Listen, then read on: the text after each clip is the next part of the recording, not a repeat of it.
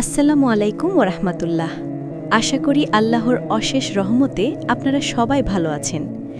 আজকের ভিডিওর বিষয়টি শুনে হয়তো অনেকে অবাক হতে পারেন, কিন্তু বিষয়টি অত্যন্ত গুরুত্বপূর্ণ এবং জীবন ঘনিষ্ঠ।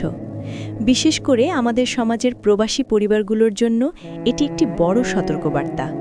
দয়া করে পুরো ভিডিওটি শেষ পর্যন্ত দেখবেন, তাহলে আসল বিষয়টি পরিষ্কারভাবে বুঝতে পারবেন। আমাদের সমাজে এমন অনেক স্বামী আছেন যারা বিয়ের পরপরই প্রবাসে চলে যান। 5 বছর, 7 বছর, অনেক সময় তার চেয়েও বেশি সময় তারা বিদেশে থাকেন। স্ত্রী বারবার দেশে আসার অনুরোধ করেন, একসাথে থাকার আকুতি জানান, কিন্তু অনেক স্বামী তা গুরুত্ব দেন না।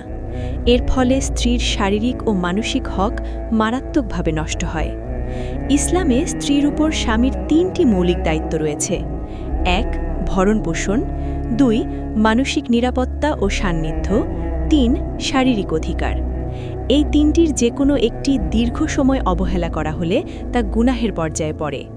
স্ত্রী যদি স্বামীর অবহেলার কারণে চরম কষ্টে থাকেন এবং ফিতনার আশঙ্কা তৈরি হয়, তাহলে ইসলামে এর সমাধান কি? ইসলাম কখনোই সরাসরি তালাককে প্রথম সমাধান হিসেবে দেয় না। প্রথমে স্বামী স্ত্রীর মধ্যে খোলামেলা আলোচনা, পরিবার বা বিশ্বস্ত আলেমের মাধ্যমে সমাধানের চেষ্টা এবং একসাথে থাকার বাস্তব উদ্যোগ গ্রহণ করা জরুরি। কিন্তু এসব চেষ্টা সত্ত্বেও যদি স্বামী স্ত্রীর ভরণপোষণ বা শারীরিক অধিকারের ব্যাপারে চরম অবহেলা করেন, তাহলে স্ত্রী শরিয়া অনুযায়ী তালাক চাইতে পারেন। স্বামী তালাক দিলে সেই স্বামী মহিলার জন্য সম্পূর্ণ পরপুরুষ হয়ে যান। তালাকের পর ইদ্যত পালন শেষে মহিলা যদি অন্য কোনো যোগ্য ব্যক্তিকে ইসলামী শরিয়া অনুযায়ী বিবাহ করেন, তাহলে সেই স্বামীর সাথে তার দাম্পত্য সম্পর্ক সম্পূর্ণ হালাল, এতে কোনো গুনাহ নেই। একইভাবে যদি কোনো কারণে দ্বিতীয় স্বামীর সাথেও বিচ্ছেদ হয় এবং তিনি তৃতীয়বার বৈধভাবে অন্য কাউকে বিবাহ করেন, তাহলেও তার সাথে সম্পর্ক রাখা বৈধ। এর উদ্দেশ্য হল প্রথম স্বামীর অবহেলার কারণে যেন কোনো নারী হারামের পথে না যায়।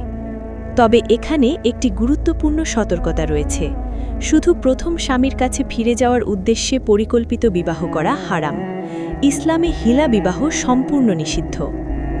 আরেকটি বড় সতর্কবার্তা হল, স্বামী প্রবাসে আছেন এই অজুহাতে পরকীয়া করা, দেওর বা অন্য কোনো পরপুরুষের সাথে অবৈধ সম্পর্ক করা ইসলামে কঠোরভাবে হারাম।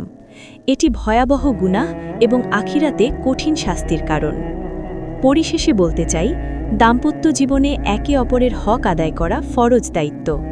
যদি কোনো কারণে তা সম্ভব না হয়, তাহলে পাপের পথে না গিয়ে শরিয়া সম্মত হালাল সমাধানের পথ বেছে নিতে হবে। ভিডিওটি ভালো লাগলে লাইক দিন এবং এমন গুরুত্বপূর্ণ ইসলামিক নসিহত পেতে আমাদের চ্যানেলটি সাবস্ক্রাইব করুন। আল্লাহ তাআলা আমাদের সবাইকে হারাম থেকে হেফাজত করুন এবং হালাল পথে থাকার তৌফিক দিন। আমিন। আল্লাহ হাফেজ।